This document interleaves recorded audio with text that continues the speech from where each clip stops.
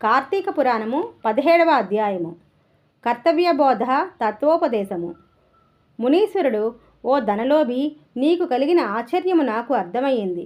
ఎటువంటి పుణ్యకర్మ చేయనటువంటి, ఏ విధమైన ధర్మమును ఆచరించినటువంటి నాకు ఈ చెట్టు జన్మ నుండి విముక్తి ఎట్లా కలిగిందని నీకు సందేహము. జన్మ అనేది చేసిన కర్మఫలము. కర్మల వలననే ఆత్మకు దేహం అనేది కలుగుతుంది. ఆత్మ ధరించిన దేహం వలన కర్మ నిర్వహణ జరుగుతున్నది. కనుక శరీరమే కర్మకు కారణమవుతున్నది.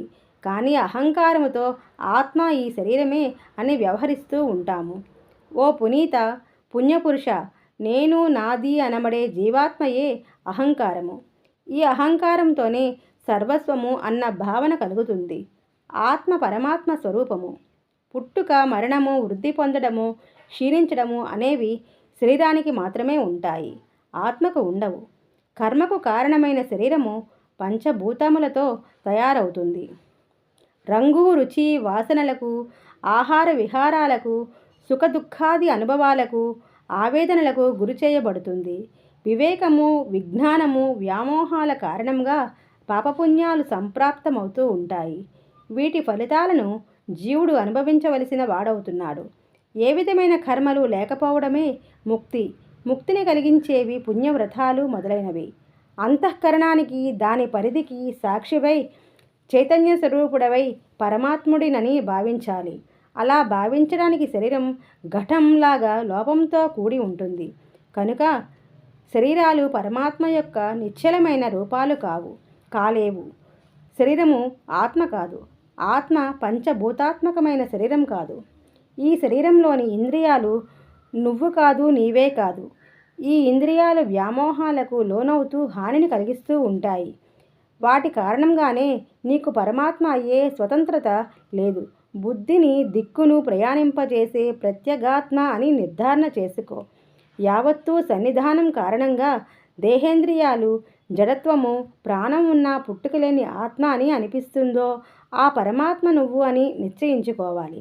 జాగ్రత్త, స్వప్న, సుషుప్తి అవస్థలయందు పదార్థాలన్నీ కలిసిపోయినప్పుడు వికారములు లేనివాడై సాక్షిభూతుడై చూస్తున్నది ఎవడో వాడే నువ్వు అని భావించు.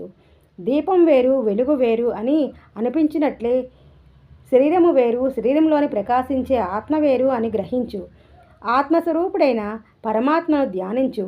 సత్యాసత్యముల యందు, ప్రియాప్రియములందు ఇష్టుడైన సర్వసాక్షి అయి నిత్యమని నిశ్చయించుకో.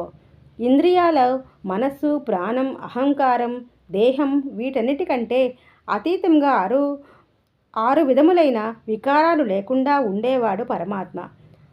అజ్ఞానంధకారం లేనిది, చెరగనిది, చెదరనిది, నిర్మలమైనది, సుఖజ్ఞానం కలిగినది.